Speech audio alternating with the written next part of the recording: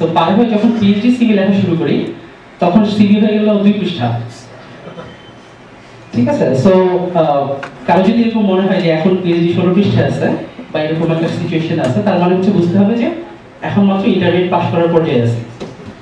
ঠিক আছে, আর যখন 2 পৃষ্ঠা হবে তখন বুঝতে হবে যে মোটামুটি পিএইচডি চেষ্টা করতে পারি এখন। হ্যাঁ, তার মানে এখন অ্যাচিভমেন্ট হয়েছে 2 পৃষ্ঠা হওয়ার পরে। আচ্ছা, আর এই মুহূর্তে মানে পিএইচডি তে ঢোকার পরে এখন যখন সিভি লিখি 5 লাইনের বেশি লিখতে পারি না, কারণ সিভিতে লিখি নাম, পরিচয়, মানে আমার ডেট অফ বার্থ, এটা সেটা, আর ওই কোথায় আছি এই মুহূর্তে। এরপর আর কিছু লেখার পাই না, কারণ হচ্ছে এরপরে যেখানে অ্যাপ্লাই করবো সেখানে লেখার জন্য যে জিনিসগুলো দরকার, খুব হাই প্রোফাইল পাবলিকেশনস বা খুবই গ্রাউন্ড ব্রেকিং রিসার্চ, সেগুলো কিছুই আমার নাই। সো 5 পৃষ্ঠার 5 লাইনের বেশি সিভি আর লিখতে পারি না। সো এটাতে এই জন্যই বললাম জার্নিটা, এই জন্য জার্নি হিসেবে বললাম যে ইট ডাজন্ট ম্যাটার আমার ইন্টারমিডিয়েট পাস করার পর পিএইচডি মানে আমার সিভি 16 পৃষ্ঠাই হবে, কারণ তখন আমি জানি না, তাই না? কিন্তু যখন জানতে থাকবো, যখন নিজেকে বুঝতে থাকবো, নিজের স্ট্রেংথ উইকনেস জানতে থাকবো, তখন থেকে আস্তে আস্তে পিএইচডি আস্তে আস্তে সিভি আসলে ছোটই হতে থাকবে। হ্যাঁ, so you can take it very lightly, যে মানে কারণ আমার যে অ্যাচিভমেন্ট আমি সেটাই তো লিখবো। ইন্টারমিডিয়েট পাশের পরে বনভোজন ছাড়া আমার কোনো অ্যাচিভমেন্ট ছিল না, সো আমি কিছু লিখতে পারবো না অন্য কিছু, সো আমি এটাই লিখবো। হ্যাঁ, but you have to portray, that's true, তোমাকে পোর্ট্রে করতে হবে, আপনাদেরকে পোর্ট্রে করতেই হবে। তো এটা হচ্ছে একটা ব্যাপার।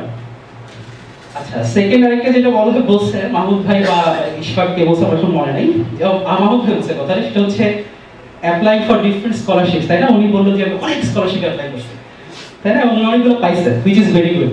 আমি পাইনি, আমি অনেকগুলো অ্যাপ্লাই করছি, কোনোটাই পাইনি, মানে তখন আর কি। তো শখ আর নেশার একটা কথা বলছে, তাই না? প্রথমে শখ করে অ্যাপ্লাই করতাম, পরে নেশা করে অ্যাপ্লাই করছি। সো এই ব্যাপারে আমার একটু প্রবলেম আছে, কারণ হচ্ছে এই যে ইন্টেলেকচুয়ালি নিজে স্ট্রং হওয়া, এটা খুব ভালো, ঠিক আছে, কিন্তু এটা কি করে অন্য মানুষদেরকে একটা খারাপ ইমপ্রেশন দেয়। খুবই পার্সোনাল একটা এক্সপিরিয়েন্স বলি, অনেক ভাইয়াদের কাছে শুনি আর কি, পিএইচডি করতেছে, পিএইচডি করে, তো বলে যে বিয়ে করতে আসলে মেয়েরা বিয়ে করতে চায় না। ঠিক আছে, কারণ কি? কারণ হচ্ছে ছেলে মনে বেশি পড়ুয়া, কারণ সারাদিন কি পড়ার বই নিয়ে বসে থাকে। তো মাহমুদ ভাইদের মতো লোকদের জন্য মনে হয় এই প্রবলেমটা ক্রিয়েট হয়েছে, তাই না? কারণ হচ্ছে সারাদিন পিএইচডি স্কলারশিপ, এই স্কলারশিপ শেষ করে অ্যাপ্লাই করা মানে সারাদিন পড়ালেখা করে, ঘাটাঘাটি করে, তাই না? তো ছেলে মেয়ে মানে no offence to the girls, ঠিক আছে, ছেলেদের জীবনের একমাত্র লক্ষ্য বিয়ে করা না। ঠিক আছে, সো আমরা যদি পড়ুয়া হই, দ্যাট মিন্স আমরা অনেক বেশি ক্যারিয়ার সচেতন, আমরা আমাদের জীবনটাকে নিজেদের মতো করে গোছাতে চাই, এবং সেম গোজ ফর গার্লস, কারণ মেয়েরাও পিএইচডি করে, তাই না? সো ছেলেদের কাছে হাসি খুশি হওয়ার কিছু নেই, ঠিক আছে, it's for both of us. So শখ এবং নেশার পর্যায়ে আসলে পৌঁছায় যে ব্যাপারটা, এই জন্যই বলতে পারি 300 প্রফেসরের কাছে অ্যাপ্লাই করছিলাম মাস্টার্সের সময়, 300 অ্যাপ্লিকেশনস, শেষ পর্যন্ত ended up in UCL, which is again very good university, top notch university world, so it's a good opportunity for me. আচ্ছা, ইশফাকের একটা ব্যাপার ছিল সোশ্যাল ওয়ার্ক, তাই না? সোশ্যাল ওয়ার্কের একটা অপশন ছিল।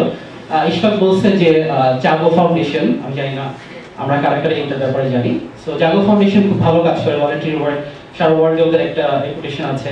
বিওএলসি এজাজ ভাই, উনি হার্ভার্ড থেকে পড়াশোনা করেছেন, ওনার ওয়াইফও হার্ভার্ড থেকে পড়াশোনা করা। সো বিওএলসি খুব ভালো একটা অপরচুনিটি।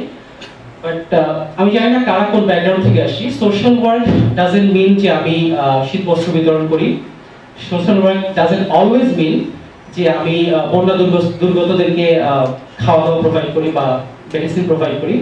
সোশ্যাল ওয়ার্ক আমার কাছে যেটা মনে হয় মিনস আমি যে প্রফেশনে আছি সেই প্রফেশনে থেকে আমি কি সোশ্যাল ওয়ার্ক করতে পারি। প্রফেশন অর এডুকেশন, আমি যে পড়াশোনায় আছি সেই পড়াশোনা থেকে আমি কি সোশ্যাল ওয়ার্ক করতে পারি। Of course those are also counted as a social work, but আমি যদি খুব স্পেসিফিক হয়ে যেতে পারি যে আমি এই সাবজেক্ট নিয়ে পড়াশোনা করি এবং এই সাবজেক্টটাতে আমি এই বেনিফিটটা আনতে পেরেছি সোশ্যাল ওয়ার্ক করে, আমার প্রফেশনকে এবং আমার এডুকেশনকে রিলেট করে, তাহলে আমার মনে হয় সোশ্যাল ওয়ার্কের যে ওয়েটটা সেটা আরো বেটার হবে। সো অফকোর্স সোশ্যাল ওয়ার্ক আমরা বন্ধুদের সাহায্য করবো, আমরা শীত বস্ত্র বিতরণ করবো of course, but that's our moral social work, আমরা আমাদের মোরালের জন্য এই কাজগুলো করবো। বাট আমার প্রফেশন, আমি যেটা শিখেছি, আমি যে জিনিসটা জানি, সেই জিনিসটা জানানোর জন্য যে সোশ্যাল ওয়ার্কটা, that is more weightious for me, for the people who will recruit you. হ্যাঁ, সো এটা একটু মাথায় রাখতে পারি আমরা।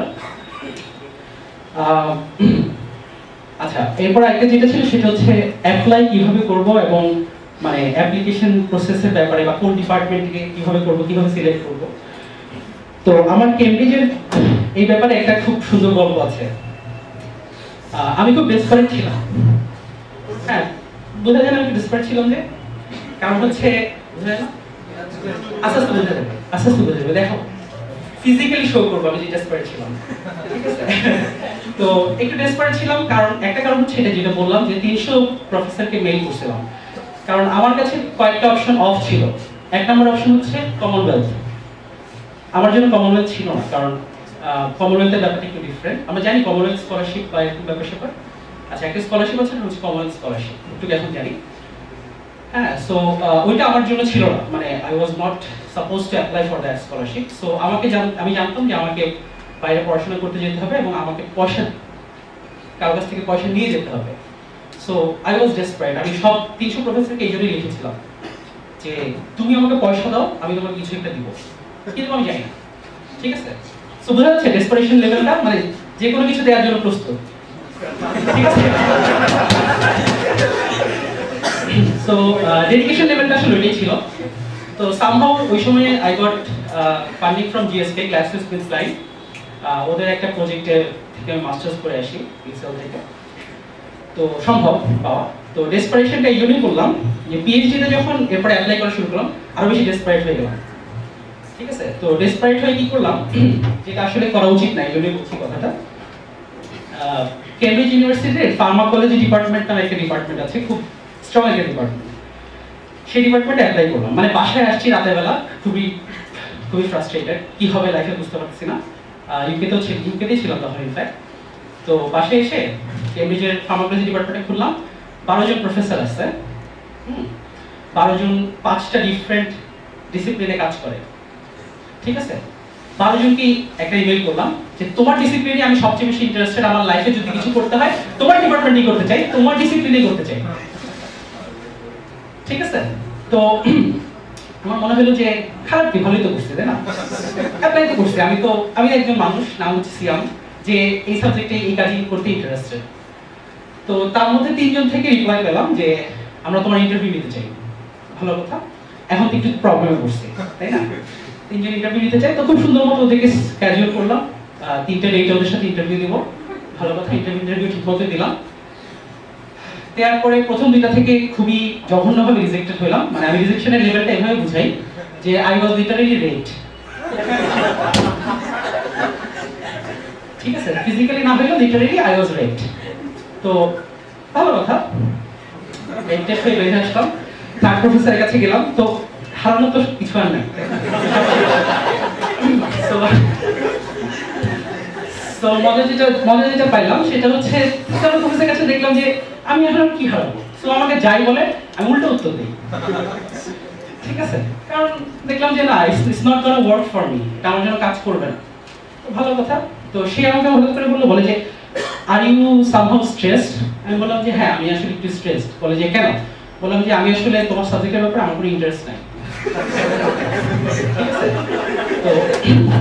তো দুর্ভাগ্যজনিত কারণে ও আমাকে আসলে ওই দিন 6 পাউন্ড দিয়ে লাঞ্চ করাইছিল, ঠিক আছে? তাই বললাম যে for this 6 pound lunch I came to you, ঠিক আছে? কারণ তুমি আমাকে লাঞ্চ করাবা, so which is a good opportunity, তাই না? আমার স্বাস্থ্য দেখলে বোঝা যায় যে আমার ওইদিকে একটু ভালো ইন্টারেস্ট আছে।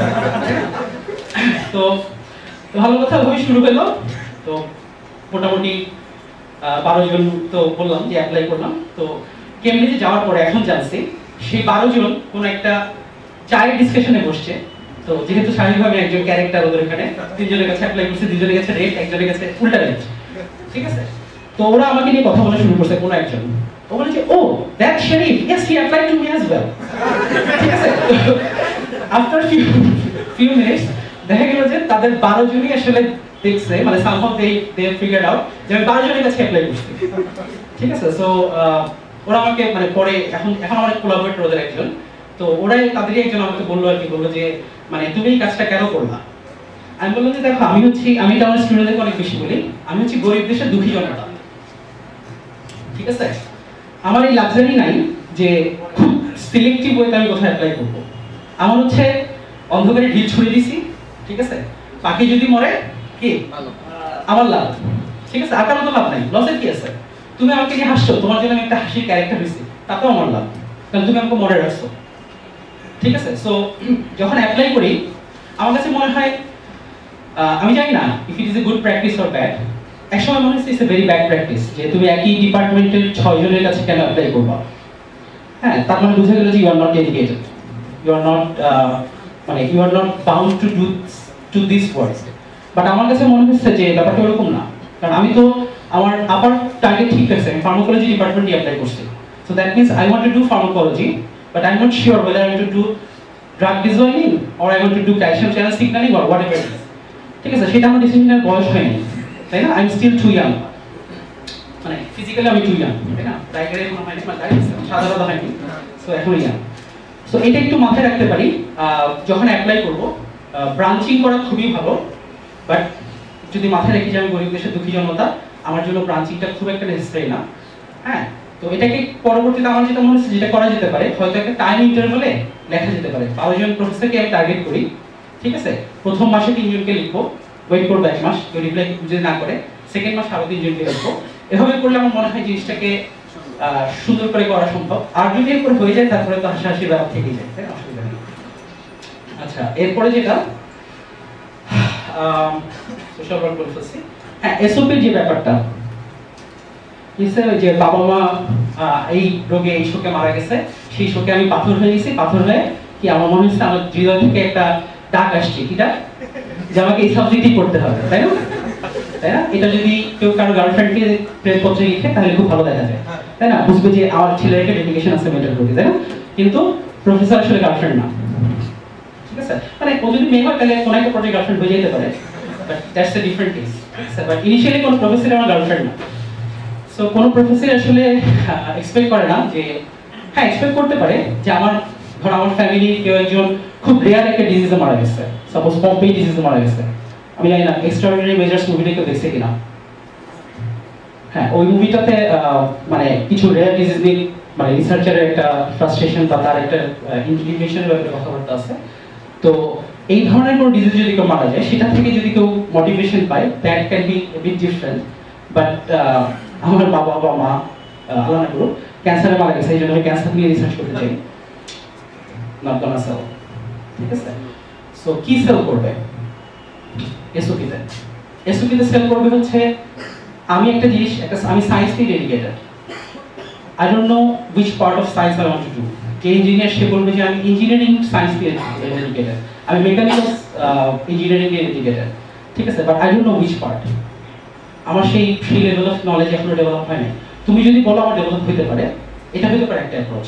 আরেকটা অ্যাপ্রোচ কি হতে পারে, কেউ যদি খুব স্পেসিফিক হয়, কেউ যদি খুব ভালো স্টাডি করে, যেটা করা উচিত সবার, সেটা হচ্ছে যে প্রফেসরের কাছে অ্যাপ্লাই করবে, সেই প্রফেসরের কাছে যদি জানতে চায় যে তোমার ইন্টারেস্ট কি, বা যদি নিজে একটু রিসার্চ করে নেয়, তার পাবলিকেশন, তার রিসেন্ট পাবলিকেশনগুলো আছে সেগুলো যদি একটু পড়ে নেয়, তাহলে কি জানতে পারবে? সে জানতে পারবে যে সুপারভাইজার বা প্রফেসর এই কাজে ইন্টারেস্টেড, তার recent research interest is developing towards this science. হ্যাঁ, সেই ক্ষেত্রে সেই সুপারভাইজারের কাছে সে অ্যাপ্লাই করবে, সেভাবেই সে তার এসওপিটাকে ডিজাইন করবে। That's gonna work. হ্যাঁ, এবং এরপরে কারো যদি মনে হয় যে আমার পার্সোনাল কোনো একটা ইনফরমেশন আছে যেটা খুব বেশি সাপোর্ট করবে আমার অ্যাপ্লিকেশনকে, তাহলে অফকোর্স সেটা সে নিতে পারবে এসওপিতে। কিরকম সেটা? সেটা হতে পারে এরকম, আমি আমার এসওপিতে মেনশন করেছিলাম আমার একটা রিসার্চ গ্র্যান্ট ছিল আন্ডারগ্রেডে। আমি $10,000 একটা রিসার্চ গ্র্যান্ট পেয়েছিলাম WHO থেকে, world health organisation, to do TB research, tuberculosis research. হ্যাঁ, তো আমি আমার এসওপিতে মেনশন করেছিলাম আমি এখন আমি কাজ করছি ড্রাগ ডিজাইনিং নিয়ে, বাট আমার রিসার্চ গ্র্যান্টটা ছিল হচ্ছে টিউবারকুলোসিসের। তো আমি আমার এসওপিতে মেনশন করেছিলাম যে দেখো I want to do science, so আমাকে যেই যেখান থেকে সাপোর্ট করবে আমি সেইখানে সায়েন্সই করতে interested, I am open, I am not a closed person. এবং যে কোনো সুপারভাইজারের কাছে এটা খুব ইম্পর্টেন্ট। আর এটাও একটা ব্যাপার, আমি জানি না আমাদের এখানে যারা আছে তারা খুব বেশি বা কতটুকু এই ব্যাপারগুলো নিয়ে রিসার্চ নিয়ে আমরা চিন্তা ভাবনা করেছি বা আগে, তো এই মুহূর্তে থেকে চিন্তা করা শুরু করা যায়। কারণ বাংলাদেশে অনেকগুলো অর্গানাইজেশন আছে যারা ছোট ছোট সিড গ্র্যান্ট দেয়। সিড গ্র্যান্ট মানে হচ্ছে রিসার্চে ছোট ছোট ইনভেস্ট করে, তার মধ্যে একটা করা হচ্ছে Bangladesh academy of science pass. হ্যাঁ, ওরা 50,000 টাকা করে দেয় স্টুডেন্টদেরকে, 50,000 এক বছরের জন্য কোনো একটা প্রজেক্ট করতে চায়, সেটার জন্য তারা 50,000 টাকা দেয়। অনেকগুলো এনজিও আছে। আমি একটা এনজিওতে অ্যাপ্লাই করেছিলাম গত বছর। ওখানে আমি দেখেছি স্টুডেন্টদেরকে ওরা $৬,০০০ দেয়, বাংলাদেশি এনজিও। কিসের জন্য দেয়? দেয় হচ্ছে টোব্যাকো ইন্টারভেনশন নিয়ে কাজ করার জন্য। হ্যাঁ, স্টুডেন্টদেরকেই দেয়। তো এই যে গ্র্যান্টগুলো আছে, আমি জানি না মানে কারো যদি রিসার্চে রিয়েলি ডেডিকেটেড টু রিসার্চ হয়, অফকোর্স এখানে যারা আছে তারা অবশ্যই সেটা, পড়াশোনা তো অফকোর্স একটা part, but at the end of the day you want to do science, you want to do research, you want to do whatever the research is. হ্যাঁ, তো সেই ক্ষেত্রে যেটা হেল্প করবে সেটা হচ্ছে এই ধরনের গ্র্যান্ট অ্যাপ্লিকেশনগুলো। দুইটা জিনিস হেল্প করে, একটা হচ্ছে আমি গ্র্যান্ট অ্যাপ্লিকেশন লিখতে জানি, দুই নম্বর হচ্ছে আমি যদি গ্র্যান্ট অ্যাপ্লিকেশন পাই, মানে কোনো গ্র্যান্ট যদি আমার অ্যাপ্রুভ হয়, সেটা আমাকে প্রুভ করবে টু দ্যাট সুপারভাইজার বা টু দ্যাট ল্যাব বা টু দ্যাট ইউনিভার্সিটি যে আমি অলরেডি এই লাইনে কি কিছুটা অ্যাডভান্স, আমি লাইনে কিছু কাজ করতে জানি, কাজ করেছি আমি লাইনে। এবং ইটস অ্যাপ্লিকেবল ফর এভরিওয়ান, কারণ এই ধরনের রিসার্চ গ্র্যান্টে এখনো পর্যন্ত আমি যা জানি বাংলাদেশ একাডেমি সায়েন্সটা হয়তো কিছুটা বায়াস হতে পারে, হ্যাঁ, অনেকগুলো ফ্যাক্টরে, বাট বিভিন্ন এনজিওর যে রিসার্চ গ্র্যান্টগুলো আছে এগুলো খুবই অ্যানোনিমাস, কারণ এগুলো বাইরে থেকে ফান্ডিং আসে, হার্ভার্ড ফান্ড করে, যে ইশফাক যেটা বললো যে হয়তো স্ট্যানফোর্ডের কোনো প্রফেসর সে বাংলাদেশে কাজ করতেছে, তো তার কোনো একটা ফান্ডিং থেকে এখানে স্টুডেন্টকে ওরা এমপ্লয় করে বা ইয়ে করে, তো এই কাজগুলো ওখান থেকে খুব ভালোভাবে পাওয়া যায় এই ধরনের ইনফরমেশনগুলো। সো কারো যদি মানে ইনফ্যাক্ট সোশ্যাল ওয়ার্কের মধ্যেও পড়ে, তাই না? আমরা যদি কেউ চাই যে আমরা সোশ্যাল ওয়ার্ক করি, বাট ওকে আমার social work directed towards my job, my education field or what ever it is. আচ্ছা, এবার আরেকটা ইনফরমেশন দিই, এটা সফের সাথে কিছুটা রিলেটেড, মানে সফ তো লিখে আমি ইউনিভার্সিটিতে গ্র্যান্ট পেয়ে গেলাম বা অ্যাডমিশন পেয়ে গেলাম, কিন্তু কোনো একটা কারণে আমার কাছে মনে হলো যে আমাকে যে টাকাটা দেওয়া হচ্ছে আইদার ইটস নট জাস্টিফাইড, অথবা মনে হলো যে না, আমার থেকে একটু বেশি টাকা দরকার। কারণ যে ধরনের স্ট্রাকচার প্রোগ্রাম, পিএইচডি প্রোগ্রামগুলোর কথা বলবো ভাইয়া, এই মাহমুদ ভাই, সেটা হচ্ছে বেসিক্যালি যে বললো যে ফ্যামিলি নিয়ে আসতে চাইলে সেটা সুযোগ থাকে, বা বাচ্চা কাচ্চা আসলে সের জন্য সেটার একটা ফান্ডিং থাকে। তো what if it's not included in that scholarship you got? কি হতে পারে সেক্ষেত্রে? তার মানে কি আমি বিয়ে করবো কিন্তু বই এখানে থাকবো, আমি লন্ডনে থাকবো, এটা কি কেউ রাজি হবে? মানে যারা খুব ডেসপারেট তারা রাজি হবে না, তাই না? সো আমি একটু ডেসপারেট, আগে বলে দিচ্ছি, ঠিক আছে? বিয়ে করি নাই, মানে প্রজেকশন আছে বিয়ে করার, ঠিক আছে? তো সেই জন্য সুপারভাইজারকে লিখলাম, মানে পিএইচডি সব কনফার্ম হয়ে যাওয়ার পর বললাম যে তুমি আমাকে যে টাকাটা দিচ্ছ সেটাতে আমার একটু প্রবলেম আছে। কি প্রবলেম? বললাম যে ধরো বিয়ে শাদী তো করার চিন্তা ভাবনা আছে নেক্সট 3-4 বছরে, তো সেই ক্ষেত্রে তো বউকে তো স্যান্ডেল কিনে দিতে পারবো না, কারণ যে টাকা পাবো সে টাকা দিয়ে তো আমি চলার পরে আর অন্য কাউকে চালানোর কোনো সুযোগ নেই। তো তখন আমাকে একটা অপরচুনিটি দিল যে তুমি কোনো একটা আরএশিপ নিতে পারো। তাই আমি বললাম যে না, আমি অলরেডি রিসার্চ নিয়ে টু মাচ ফ্রাস্ট্রেটেড, আমি আরএশিপ চাই না, ঠিক আছে? তখন আমাকে কি দিল? আমাকে কেমব্রিজ ইউনিভার্সিটি আন্ডারগ্রেড সুপারভিশন দিল। সো আমার আন্ডারে এখন কেমব্রিজ ইউনিভার্সিটির আন্ডারগ্রেড ফার্স্ট ইয়ারে 12টা স্টুডেন্ট আছে যাদেরকে আমি সুপারভাইজ করি, এবং that pays me quite a lot of money. So এটা একটা অপরচুনিটি। তো কারো যদি স্কলারশিপ অ্যামাউন্ট দেখে মনে হয় যে না, আমি এই স্কলারশিপ অ্যামাউন্টে চলতে পারবো না, they shouldn't stop for that. মানে চলতে পারবো না বলতে বোঝাচ্ছি যে একটু ভালো লাক্সারিয়াস লাইফ লিড করতে পারবো না, they shouldn't stop, they should go, because once you are there they will take care of all your hurdles, and that's true. ওরা ফ্যামিলিকে অনেক বেশি প্রাধান্য দেয়, কারণ বিয়ে করা হয়ে গেলে তো কোনো চিন্তাই নেই, ঠিক আছে? যে কোনো ক্রিসমাস পার্টি, এই পার্টি সেই পার্টি প্রফেসররা ফান্ডিং করে আর বউ বাচ্চা নিয়ে খাওয়া যায়। মানে আমার কিছুদিন আগে ক্রিসমাস পার্টি ছিল একটা ল্যাবে, তো আমার খুব খারাপ লাগলো, কারণ হচ্ছে এক একজনের জন্য ওরা 35 পাউন্ড করে পে করছে, যাদের বউ বাচ্চা আছে তাদের জন্য সেই ধরনের যারা রিসার্চার তাদের পিছনে 105 পাউন্ড খরচ করছে, আর আমাদের শুধু 35 পাউন্ড। ঠিক আছে? তাহলে মানে এই ধরনের সিচুয়েশনগুলো ওরা আসলে মানে যেটা আসলে at the end of the day যে সিচুয়েশন সেটা হচ্ছে মানে পার্সোনাল লাইফকে ওরা অনেক বেশি কি করে প্রাধান্য দেয়। Not necessarily it has to B your marriage, can be anything. তোমার কারো বাবা মার কোনো প্রবলেম হচ্ছে, কেউ হয়তো অসুস্থ, খুব বেশি অসুস্থ, if this is a genuine case they can help you. আমি যদি বুঝাইতে পারি যে আমি বাংলাদেশে থাকতে 2 লাখ টাকা বেতন পাইতাম, কিন্তু আমি পিএইচডি করতে আসছি আমার বেতন গেছে 1 লাখ টাকা, সো আমার এই বাকি 1 লাখ টাকা যে গ্যাপটা সেটা কিভাবে ফুলফিল হবে? If you can prove that they gonna give you that money, because ওরা চায় না যে তুমি ফ্রাস্ট্রেটেড হয়ে যাও। আমরা কেউ ফ্রাস্ট্রেটেড হয়ে যাই কোনো একটা সিচুয়েশনে, কারণ PhD is a very big commitment, বা রিসার্চ বা হোয়াটএভার মাস্টার যেটাই করি রিসার্চ বেস যে কোনো কিছুই একটু ডিফিকাল্ট। তো স্টপের পরে এটা একটা অপশন হতে পারে যে কারো যদি আরএশিপ বা টিএশিপ প্রয়োজন হয়, you can convince your supervisor and he or she can provide you with that. আরেকটা জিনিস আমি পার্সোনালি খেয়াল করেছি যে যখন আমরা ফার্স্ট টাইম কোনো একটা ল্যাবে অ্যাপ্লাই করি বা কোনো একটা প্রফেসরকে অ্যাপ্লাই করি বা যে কোনো একটা প্রোগ্রামে অ্যাপ্লাই করি, আমরা যখন অ্যাড্রেস করি ডিয়ার স্যার বা ডিয়ার ম্যাডাম বা হোয়াটএভার, এরকমভাবে আমরা অ্যাপ্লাই করি। তো যে কোনো প্রফেসর বাইরের ওরা স্যার ম্যাডামে অভ্যস্ত না, ওরা অভ্যস্ত হচ্ছে ওদের নামে, হ্যাঁ, first time last time whatever. তো প্রফেসরের নাম যদি হয় অ্যাডাম হিগিন্স, সো আমি অ্যাড্রেস করতে পারি ডিয়ার অ্যাডাম, তাই না? কোনো সমস্যা আছে তাতে? কোনো সমস্যা নেই, একটু সমস্যা আছে, ঠিক আছে? কি অ্যাডাম আমার দোস্ত না, তাই না? অ্যাডাম কি আমার দোস্ত? সে অনেক কষ্ট করে একটা ডক্টরেট ডিগ্রি পাইছে, তাই না? সো ডিয়ার ডক্টর অ্যাডাম, তাই না? আর যদি জানি যে সে প্রফেসর হয়ে গেছে, তাহলে তো ডক্টর লিখলে আরো খারাপ অবস্থা, ঠিক না? তার মানে কি আই এম ডিগ্রেডিং হিম, শুধুমাত্র ডক্টর বলছে। He has to be addressed properly, dear professor XYZ, ঠিক আছে? সো এটা একটু হেল্প করে, মানে আমি জানি না খুব মেজর কোনো ডিফারেন্স ক্রিয়েট করে কিনা এটা কোনো অ্যাপ্লিকেশনে, বাট আমরা যদি এরকম ছোট ছোট কিছু বিষয় খেয়াল রাখি, আমার মতো 300 অ্যাপ্লিকেশন একদিনে মানে মাস্টার করা লাগতো না। কারণ আমার কাছে মনে হচ্ছে আরে অ্যাডাম তো অ্যাডামই, তাই না?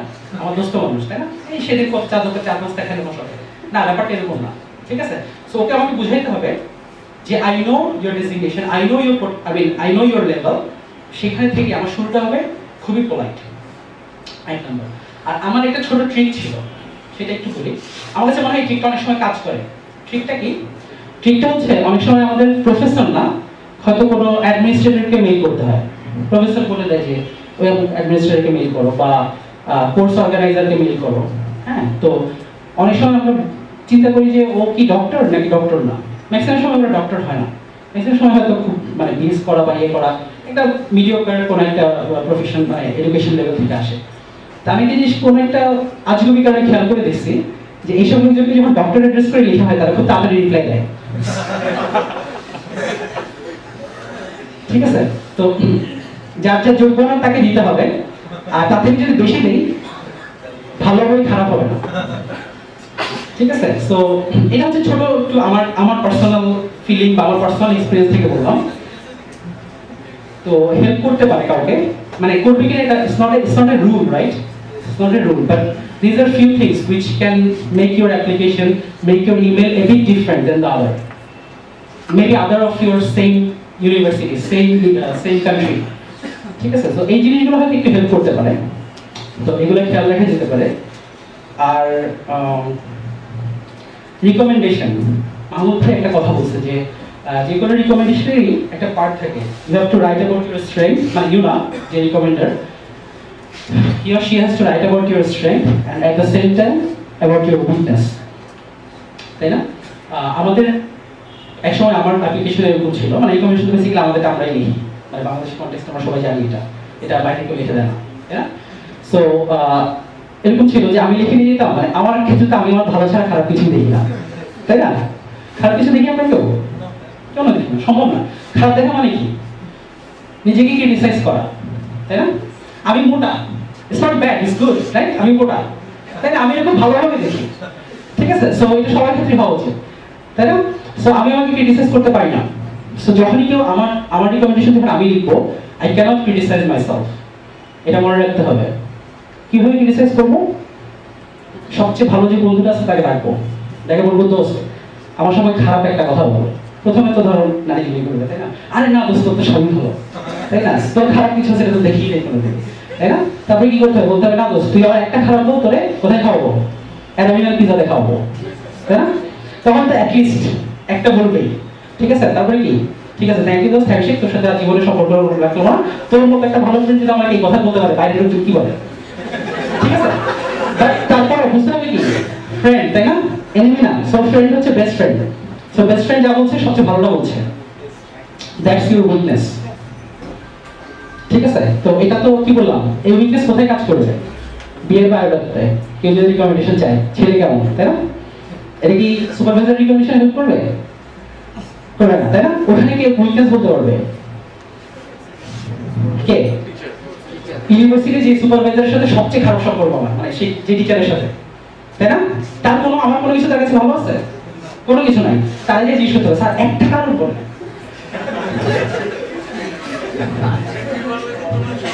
হ্যাঁ হ্যাঁ হ্যাঁ, যদি সবই খারাপ বলে ঠিক আছে, তাহলে সেই প্রফেসরের সমস্যা, আমার তো সমস্যা, তাই না? একটা মানুষ, তাই না? আমি সো সব খারাপ হতে পারে না, সো কিছু না কিছু একটা সে বলবে, মানে অফকোর্স ডিসেন্সি রেখেই বলতে হবে, মানে অথবা তাকে গুতাইতে হবে, স্যার বলেন তাহলে কিন্তু কালকে আপনার বাসার বাজারটা করে দিয়ে আসবো, ঠিক আছে? মানে কোনো না কোনো একটা টোপ ফেলতে হবে প্রফেসরকে বা ওই টিচারকে। সো করলে কি হবে, সে একটা দুটো উইকনেস বলবে। So this can be one way to find out your weakness, এবং সেটা মেনশন করতে হবে রিকমেন্ডেশন, যেহেতু আমরা নিজেরাই রিকমেন্ডেশন লিখি, রিয়েলিস্টিক। আমার রিকমেন্ডেশন আমি লিখছি, ঠিক আছে? So that's realistic. আচ্ছা, এটা ছিল যতদিন বাংলাদেশে ছিলাম তখন। যখন বাইরে যাওয়া শুরু করলাম, এখন কেমব্রিজের জন্য যখন রিকমেন্ডেশন আসলো, সো দেখার তো সুযোগ থাকে না, কারণ এখন সব রিকমেন্ডেশন ম্যাক্সিমাম অনলাইন। সো সুপারভাইজারের কাছে ওরা একটা লিঙ্ক পাঠায়, সেই লিঙ্কে সুপারভাইজার লিখে ওটাকে পাঠায় দেয়। সো এখন আর আমাদের নিজেদের করার কিছু থাকে না। বাংলাদেশের মানুষ কিছু কিছু থাকে। তো আমার রিকমেন্ডের একজন ছিল আমার টার্কিশ সুপারভাইজার, আর একজন আমার আমেরিকান সুপারভাইজার। আমি আমার আন্ডারগ্রেড লাইফের একটা পার্ট আমেরিকাতে করছি, ইউনিভার্সিটি অফ মিশিগানে, অ্যান আরবারে। আর আন্ডারগ্রেড পাস করেই আমি রিসার্চ ফেলোশিপ নিয়ে ইস্তাম্বুল ইউনিভার্সিটিতে চলে যাই। সো আমার দুই জায়গায় দুটো সুপারভাইজার ছিল, ওদেরকে আমি আমার রিকমেন্ডের বানিয়েছিলাম। কারণ টার্কিশ সুপারভাইজারের সাথে আমার ভালো সম্পর্ক ছিল। তোকে আমি বললাম যে তুমি তোমার রিকমেন্ডেশন আমাকে কি লিখছো, তুমি আমাকে পাঠাও।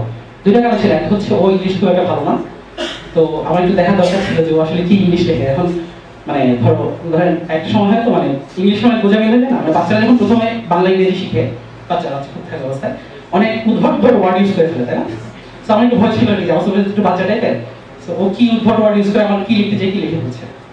তো রিকমেন্ডেশন আমি দেখলাম ও আমার উইকনেস লিখছে, মানে স্ট্রেংথ তো লিখছে, ঠিক আছে স্ট্রেংথ তো লিখতেই হবে। উইকনেস তো আমাকে লিখছে যে আমি কোনো ডেডলাইন মিট করতে পারি না, ঠিক আছে? হ্যাঁ হ্যাঁ, অনেক বড় উইকনেস, এক্স্যাক্টলি। আমি কোনো ডেডলাইন মিট করতে পারি না। 9টা বাজে অফিস থেকে আমি 10:30টায় যেয়ে পৌঁছাই, ঠিক আছে? মানে এই ধরনের আর কি উইকনেস হচ্ছে আমার, এই ধরনের। তো তাতে কি হবে, এখন হয় আমাকে চেঞ্জ করতে হবে অথবা তাকে চেঞ্জ হতে হবে, তাই না? সো আমি তো বলছি যে আমি নিজে আমার ব্যাপারে অনেক ডেসপারেট আর অনেক পছন্দ করি, ঠিক আছে?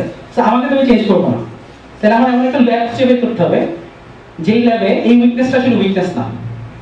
9টার ল্যাবে 10টায় যাওয়া যায়, কোনো সমস্যা হয় না, ঠিক আছে? সো আমি খুঁজে বের করছি এরকম একটা ল্যাব, আমার ল্যাবে 12টায় গেলেও কোনো প্রবলেম নেই, ঠিক আছে? সো এটা আমার ক্ষেত্রে, মানে সেটা তো জাস্ট একটা different issue, but this weakness actually helps you. কারণ যে সুপারভাইজার আমাকে রিক্রুট করবে সে জানবে যে ওর সব ভালো না, ওর একটা জিনিস খারাপ আছে। তাতে কি সুবিধা হবে, দুটো সুবিধা হবে। প্রফেসর আমাকে খোঁজানোর জন্য সবসময় একটা টপিক পাবে, কারণ তো প্রথম দিন থেকে আমাকে চিনবে না, চিনবে? ওরা আমাকে চিনতে সময় লাগবে, কিন্তু আমি যার সাথে অলরেডি 1 বছর কাজ করে আসছি সে আমার ব্যাপারে জানে, ঠিক আছে? সেই যখন আমার উইকনেসটা লিখে দিচ্ছে তখন কিন্তু আমার কি প্রফেসরের কাছে অলরেডি ইনফরমেশন চলে গেছে, সো ইটস গুড। হ্যাঁ, যারা যারা বলছে এটা তো একটা মেজর উইকনেস, ঠিক আছে? এটা কোনো মেজর উইকনেস না। আমার ল্যাবে 9টা থেকে না যেয়ে 10টা গেলে কেন হয়? দুইটা কারণ, একটা হচ্ছে আমার সুপারভাইজার 11টার সময় আসে, ঠিক আছে? 2 নম্বর কারণ হচ্ছে 9টার সময় আমার কোনো কাজ নাই, সো আমি এটা কেন যাবো, ঠিক আছে? So I was okay, but it's an weakness if you want to show, but it's nothing like এটার জন্য তোমার মহামারী অসুস্থ হয়ে যাবে। সো এরকম কিছু উইকনেস আমাদের থাকতে হবে রিকমেন্ডেশনে।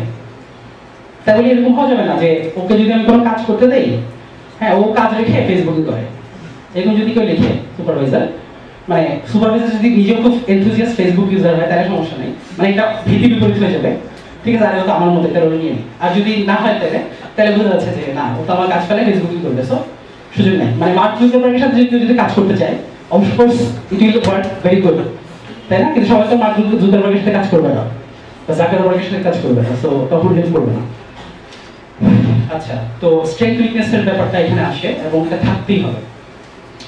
এরপর আগে যেটা হচ্ছে যে একজন কোশ্চেন করছেন আপনি যে জার্নাল ইমপ্যাক্ট ফ্যাক্টর কতটা ইমপ্যাক্ট ফেলে।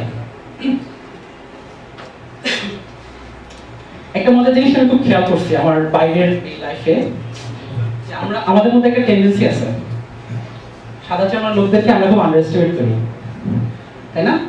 করি না? তবে এটা কিছুই জানে না, তাই না? ওদের মধ্যে মাথায় কোনো ঘিলু নেই। আমরা কি অনেক বেশি বুদ্ধিমান। আছে এরকম কারো টেন্ডেন্সি আছে, মানে আমি দেখছি, মানে আমি নিজেও পার্সোনালি ফিল করছি এক সময় যাই হ্যাঁ ও দরজা কেন খুলতে এটা জানে না কি ছাড়বো। ঠিক আছে, গাড়ি নিয়ে যখন গাড়ি চালাইছি ওই হাইওয়েতে গাড়ি বন্ধ হয়ে গেলে ওরা ইয়েতে কল দেয়, এফোরে কল দেয়, মানে রেস্কিউ টিম কল করে। কেন কল করে? কারণ হচ্ছে যে ও জানে না গাড়ির চাকা পাংচার হয়েছে, পাংচারকে মানে গাড়ির চাকা কিভাবে খুলতে হবে এটা জানে না, মানে একটা স্পেয়ার চাকা কিভাবে লাগাতে হবে সেটার মতো আইডিয়া নেই, সারা জীবনে কোনোদিন দেখেই নাই, ওর জীবন ওর বাপের জীবনে দেখে নাই যে গাড়ি কোনোদিন চাকা খুলতে হয়েছে। ঠিক আছে, তার মানে কি? তার মানে হচ্ছে একটা গাধা, এটাও জানে না, তাই না? আমাদের মধ্যে একটা টেন্ডেন্সি আছে। তো আমাদের মধ্যে যে এই চিন্তাটা যে আমাদের মধ্যে আছে, সারপ্রাইজিংলি ওরা জানে।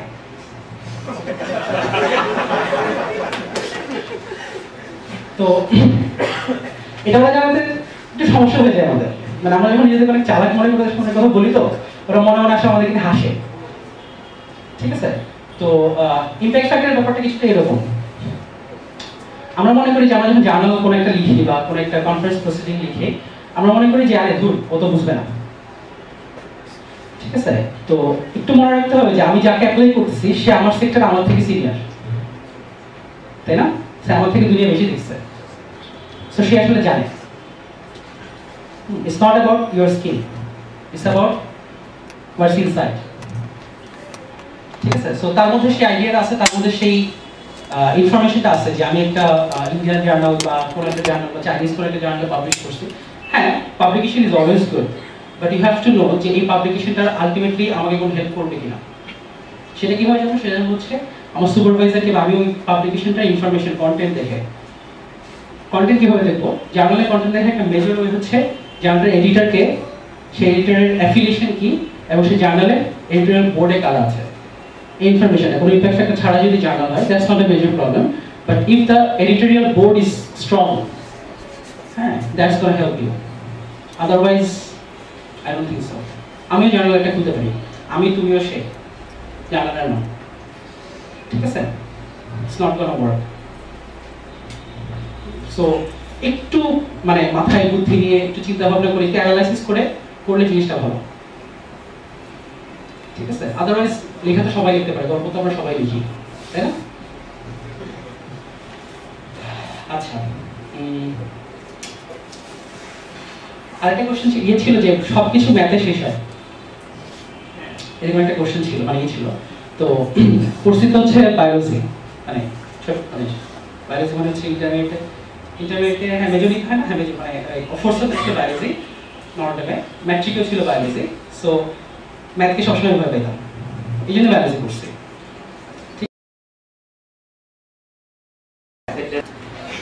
কেমব্রিজ ইউনিভার্সিটির একটা পোর্টাল আছে, সেই পোর্টালটা বলা হচ্ছে র্যাভন। তো র্যাভন পোর্টালে ওরা যেটা করে সেটা হচ্ছে ওরা ইন্টারনাল স্টুডেন্টদের জন্য কিছু ইনফরমেশন প্রোভাইড করে। কি ধরনের ইনফরমেশন? আমি একটা রিসার্চ গ্র্যান্ট চাই, আমি একটা স্কলারশিপ চাই। বিং এ স্টুডেন্ট, আমি সারা ওয়ার্ল্ডের যে কোনো জায়গায় যে ধরনের গ্র্যান্টে কীভাবে কোন রেফারেন্সে অ্যাপ্লাই করলে আমি পাওয়ার সুযোগ বেশি থাকবে আমার, সেরকম একটা ইনফরমেশন ওরা কন্টেন্ট স্টুডেন্টদেরকে দেয়। তো সেই পিডিএফটা আমার কাছে আছে, আমি সেই পিডিএফটা নিয়ে আসছি, ওইটাকে আমি একটু দেখাবো। This is called alternative funding. আমি যখন প্রথম সার্চ করা শুরু করছি, আমার সার্চই ছিল অল্টারনেটিভ ফান্ডিং এর, কারণ আমি জানতাম যে আমি স্ট্রেট ফরওয়ার্ড কোনো ফান্ডিং অ্যাপ্লাই করে পাবো না। ইউকেতে পড়াশোনা করার জন্য দুইটা বাংলাদেশ থেকে যারা যায় ম্যাক্সিমাম দুইটা গ্র্যান্ট নিয়ে যায়, একটা হচ্ছে কমনওয়েলথ, আরেকটা হচ্ছে আইডিবি। আইডিবি হচ্ছে ইসলামিক ডেভেলপমেন্ট ব্যাংক, ওদের একটা স্কলারশিপ থাকে, আর একটা হচ্ছে কমন স্কলারশিপ। সো এই দুটো কোনটাতে আমার অ্যাপ্লাই করার সুযোগ নেই। সো আমি শুরু থেকেই যেটা সুযোগ মানে চেষ্টা করছি সেটা হচ্ছে অল্টারনেটিভ স্কলারশিপ ফান্ড সার্চ করা শুরু করছে, এবং আলটিমেটলি আমি পাইছি। So that means they are for real, এক নাম্বার। দুই নম্বর হচ্ছে they give you good money, in fact very good money if you can manage.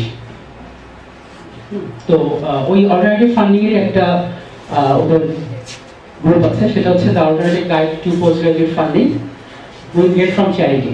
So that means এই ফান্ডিংগুলো যারা দেয় তারা হচ্ছে বিভিন্ন চ্যারিটি, তারা হচ্ছে বিভিন্ন ফার্মাসিউটিক্যাল, বিভিন্ন বড় বড় কোম্পানি, যে যে ফিল্ডে আছে সেই ফিল্ডের টপ নচ যে কোম্পানিগুলো আছে সেই কোম্পানিগুলোকে সিএসআর করতে হয়, তাই না? সিএসআর হচ্ছে কর্পোরেট সোশ্যাল রেসপন্সিবিলিটি।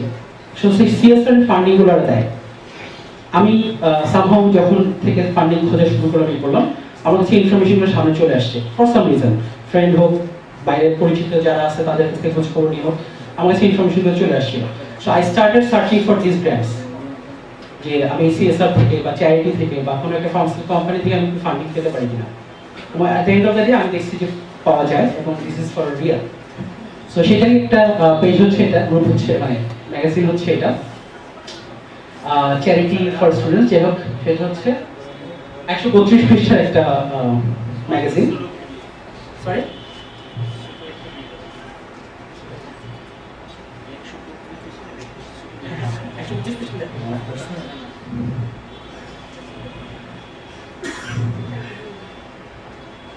তো এটার যে ফাইনাল রিজনটা এই পেজটা বানানো, সেটা হচ্ছে find funding from places you never knew existed.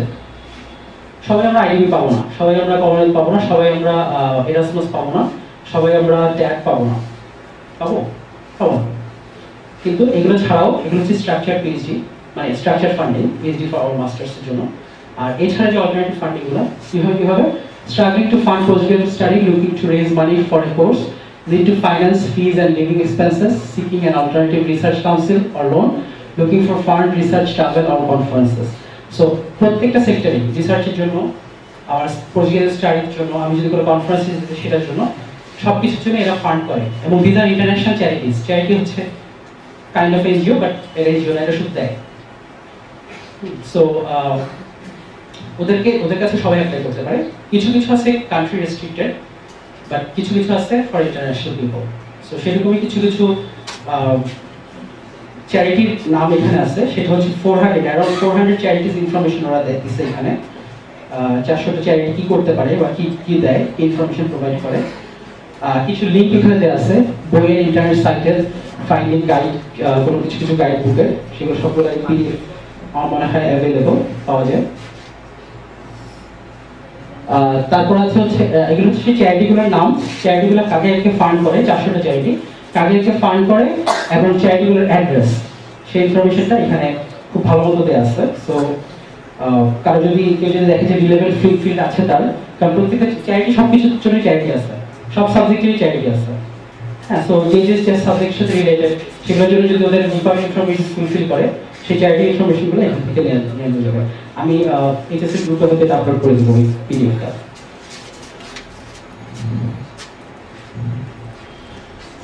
এরপরে যেটা আছে সেটা হচ্ছে top 400 charities and trust. Trust হচ্ছে একটা গ্রুপ, আমার মনে হয় ট্রাস্টের ব্যাপারে জানি আমরা, তাই না? যে কোনো একটা কনসোর্টিয়াম হয় বা কারো অনেক টাকা থাকে, সে তার একটা পোর্শন ট্রাস্টকে দিয়ে দেয়। ট্রাস্ট সেটার জন্য তখন স্টুডেন্টকে খুঁজে করে, কোনো স্পেসিফিক কাজের জন্য হতে পারে, করে তারা তখন সেটাকে ফান্ড করে। সো এই 400টা টপ চ্যারিটিজ এন্ড ট্রাস্টের ইনফরমেশন এখানে একটা জায়গায় করা আছে। কাকে ফান্ড করে, তাদের কন্ট্যাক্ট অ্যাড্রেস কি, তাদের পোর্টাল বা ওয়েবসাইট কি, সবগুলো ইনফরমেশন এখানে প্রোভাইড করা।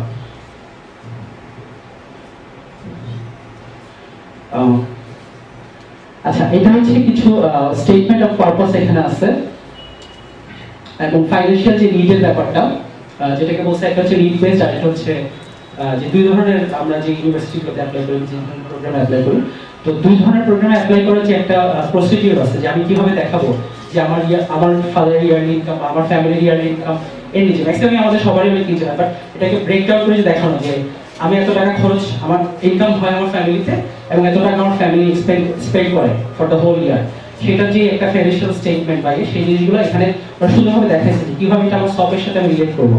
সো প্রথমে ওরা কিছু পার্সোনাল স্টেটমেন্ট বা এসওপি প্রোভাইড করছে এখানে কিছু স্টুডেন্টের, মাস্টার্সের পিএইচডি যারা অ্যাপ্লাই করছে, এবং সেই তারা যে ট্রাস্টে অ্যাপ্লাই করছে বা যে এনজিওকে বা যে চ্যারিটিকে অ্যাপ্লাই করছে, সেই চ্যারিটি ওই অ্যাপ্লিকেশনে বা ওই এসওপিতে কি স্ট্রেংথ পাইছে,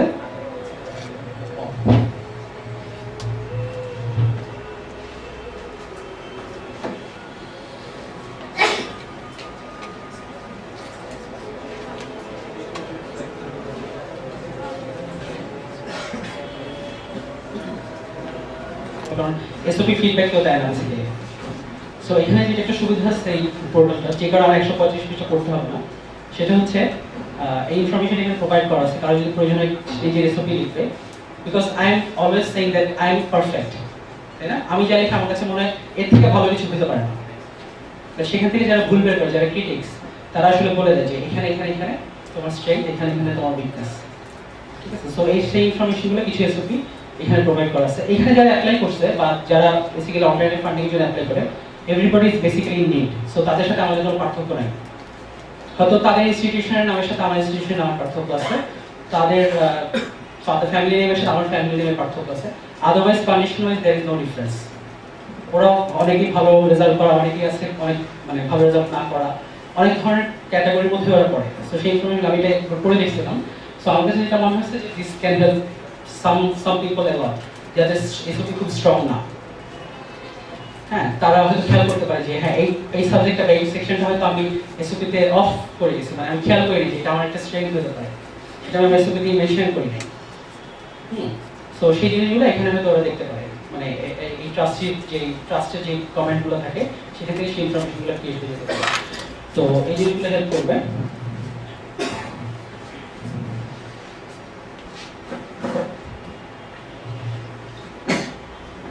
এখানে আসলে প্রত্যেক, যেহেতু কেমব্রিজ ইউনিভার্সিটির ওদের স্পেসিফিক স্টুডেন্টদের জন্য এটা করা, সো ওদের বিভিন্ন ক্যাটাগরির স্টুডেন্ট আছে। যারা ম্যাচিউর স্টুডেন্ট তারা কি কি গ্র্যান্টের জন্য অ্যাপ্লাই করতে পারে, সেখানে সেটা আমাদের কোনো ইনফরমেশন দেওয়া আছে। ম্যাচিউর স্টুডেন্ট বলতে ম্যারিড বা অ্যাবভ 35 কে মানে কনসিডার করা হয়।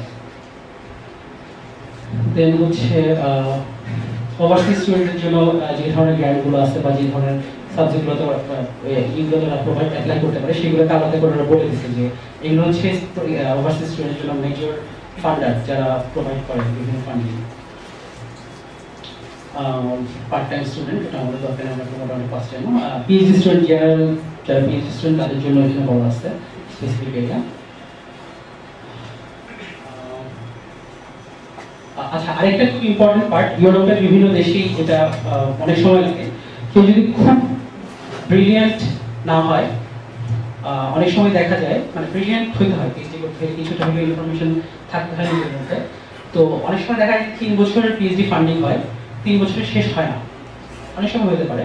তো সেই ক্ষেত্রে স্ট্রাকচার প্রোগ্রামগুলোতে যেটা হতে পারে সেটা হচ্ছে 1 বছর এক্সটেনশনের জন্য অ্যাপ্লাই করা যায়, তখন হয়তো ওরা 1 বছর এক্সটেন্ড করে বা অনেক সময় করে না। তো সেই ক্ষেত্রে 3 বছরে যে পয়সাটা পায় সেক্ষেত্রে কিছু সেভিং থাকে, সেটাকে আলটিমেটলি 4th ইয়ারে সার্ভাইভ করার জন্য ইউজ করা হয়। আরেকটা হচ্ছে এই চ্যারিটিগুলো 4th ইয়ারকে ইন্ডিভিজুয়ালি ফান্ড করে। সো কেউ যদি 3 বছর পিএইচডি কে কোনো একটা কারণে সামহাউ মেবি স্কলারলি রিজনে হতে পারে যে সে চাচ্ছে তার পাবলিকেশনটা নেচারেই হতে হবে, বা ল্যান্ডসেটে হতে হবে বা সায়েন্সে হতে হবে, তো সেই ক্ষেত্রে তাকে ওয়েট করতে হবে, তাকে আরো অনেক কাজ করতে হবে। তো সে 3 বছরের পিএইচডি জাস্ট একটা পাবলিকেশন নিয়ে বেরোতে যেতে চায় না। তো তার জন্য হয়তো 4th ইয়ারটা ইম্পর্টেন্ট, 5th ইয়ারটা অনেক সময় কন্টিনিউ করতে হয়। তো সেই ক্ষেত্রে যেটা হয়, এই অল্টারনেটিভ ফান্ডিং থেকে ওরা অ্যাপ্লাই করতে পারে, করে যদি মনে করে যে ঠিক আছে আমি ফান্ডিং ম্যানেজ করতে পারবো, সেক্ষেত্রে they can wait for nature. আর যেটা আমরা মানে রিসার্চ এরিয়াতে অনেক বেশি বলি, সারা জীবনে যদি একটা নেচারের পাবলিকেশন থাকে, ওইটা বেশি সারা বাকি যে জীবন আছে সেটা কাটা দেওয়া যাবে। হ্যাঁ, বাট এটা এখন কিছুটা vague, but still it works. হ্যাঁ, তো 4th ইয়ার মানে সবসময় এটা এমন রিজন না যে আমি পিএইচডি করতে 3 বছরেই শেষ করে ফেলতে চাই। It depends on your interest.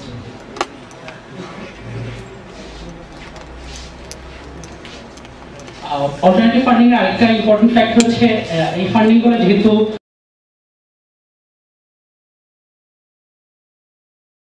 আমার আপনার মধ্যে নেই দরকার, আমার আপনার মধ্যে দরকার, বিকজ ইউ নেভার নো যে আমার আপনাকে কখন লাগবে অথবা আপনার আমাকে কখন লাগবে। But if we know each other by any means, it really helps, খুব বেশি হেল্প করে। সো রিলেশন ডেভেলপ করা, রিলেশন মেনটেন করাটা খুবই ইম্পর্টেন্ট, নেটওয়ার্কিং করাটা খুবই ইম্পর্টেন্ট। তো স্টুডেন্ট টিচার নেটওয়ার্কিং, স্টুডেন্টস মানে ফ্রেন্ড নেটওয়ার্কিং, কোনো কোম্পানির সাথে যদি কাজ করি সেই কোম্পানির ম্যানেজমেন্টের সাথে আমার একটা নেটওয়ার্কিং ইভেন্ট, এই জিনিসগুলো খুব বেশি ইম্পর্টেন্ট এবং বাইরেগুলো খুব বেশি হয়, আমাদের দেশে সেরকম না হইলেও। তো আমাদের জেনারেশন আমরা চেঞ্জ করতে পারবো অনেক কিছুই। তো এই নেটওয়ার্কিং ইভেন্টগুলো করার চেষ্টা করবেন, যাওয়ার চেষ্টা করবেন। আর এটা তো হচ্ছে লোকাল নেটওয়ার্কিং, তাই না, যে আমি কাউকে ফেস টু ফেস দেখে আমি নেটওয়ার্ক করতেছি, সেটাও ইম্পর্টেন্ট না। যারা 2nd ইয়ার 3rd ইয়ার বা ইনফ্যাক্ট অনার্স শেষ করছেন, মাস্টার্সে ভর্তি হবেন, বাইরে যাওয়ার ইচ্ছা আছে, প্রফেসরদের সাথে এখন থেকে যোগাযোগ শুরু করেন। Don't ask for your PhD, don't ask for your grant, just লিখেন যে তোমার একটা পেপার আমার স্ক্রিনে সেদিন আসছে, আমাকে আমার সায়েন্স অ্যালার্টে বা কোনো একটা জার্নাল অ্যালার্টে আমাকে তোমার পেপারটা পাঠালো। মানে ইট ক্যান বি ফেক, মানে you can make it up, ঠিক আছে? কারণ আপনি খুঁজে বের করছেন, আপনি প্রফেসরের সাথে ভিড় কাজ করতে চান, আপনি যেন এমন খুঁজে বের করছেন ওকে, ঠিক আছে? You can make it up. বলবেন যে আমি দেখলাম আমার অ্যালার্ট আসছিল তোমার ইনফরমেশনটা, তো তোমার এই টপিকটা আমার খুব ভালো লাগছে, তুমি আমাকে এটার ব্যাপারে এই জায়গাতে স্পেসিফিক একটা পয়েন্টে তুমি আমাকে একটু হেল্প করো, আমাকে একটু বলো যে তুমি কিভাবে কাজটা করছো, just to initiate the talk, ঠিক আছে? ইট ডাজন্ট নেসেসারিলি মিন যে আমার প্রথম দিনই ওকে বলতে হবে যে dear sir I want to do PhD with you, it's not important.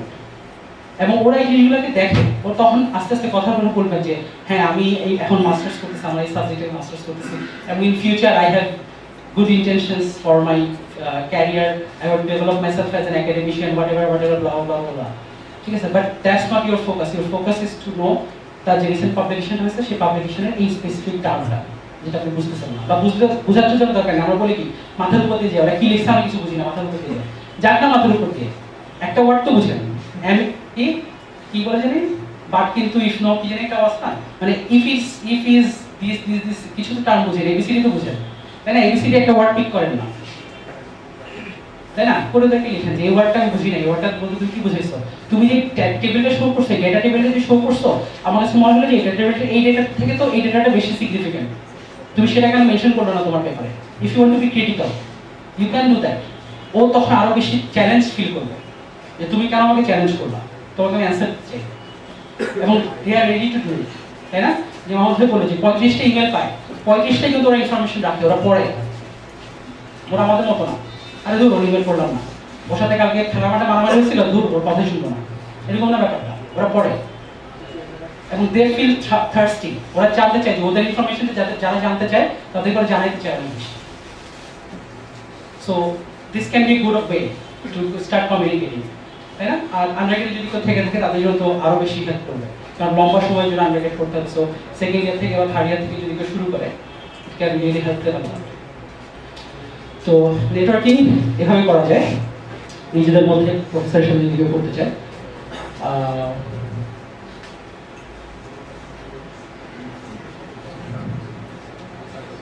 আচ্ছা, আর এখানে হচ্ছে কিছু ইনিশিয়াল লেটার মানে হচ্ছে আমি কমিউনিকেশন স্টার্ট করবো কিভাবে একটা প্রফেসরের সাথে, সেটা কিছু ইনফরমেশন কিছু স্পেসিফিক লেটার হেডেড পেপারে বা পেপারে তার যদি ইউনিভার্সিটি অ্যাফিলিয়েশন থাকে, মানে টিচার হয়ে যায় বা হয়ে যায়, সে যদি ইউজ করতে চায় সেটাও এখানে হেল্প করা হয় letter headed pack. Otherwise just একটা ফর্মাল লেটার বা আমার কি বলি কভার লেটার বলে মনে হয়, তাই না?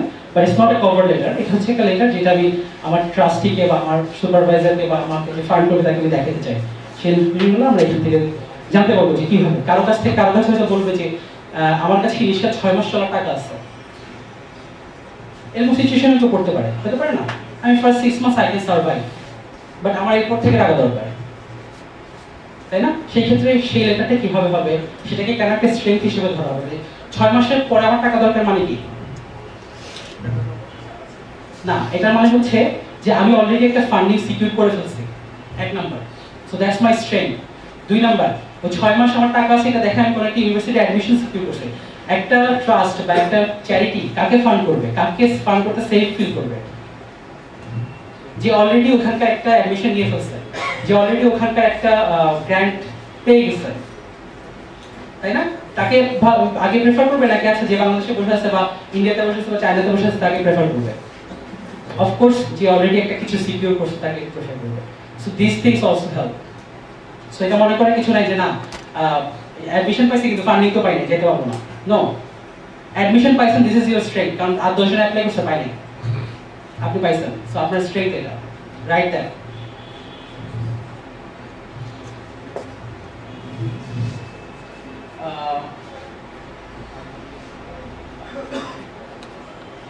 আমার মনে হয় দিস ইজ অলমোস্ট ইট। মানে কোথায় কোথায় সার্চ করবেন, অনলাইনে কোথায় কোথায় দেখা যাবে কি কি পোর্টালগুলো আছে, সেই ইনফরমেশনগুলো প্রোভাইড করা আছে এখানে। অ্যাডভার্টাইজমেন্টগুলো কোথায় দেয়, ভলান্টারি সেক্টর মানে হচ্ছে চ্যারিটিগুলো যেটা দেয়, চ্যারিটিস এন্ড ট্রাস্ট। আমার মনে হয় হ্যাঁ দ্যাটস অলমোস্ট ইট। তো আমার কথা মানে আমি এখানে শেষ করতে চাই। Thank you very much for listening. আর কার কোনো যদি কোয়েশ্চেন থাকে মোস্ট ওয়েলকাম।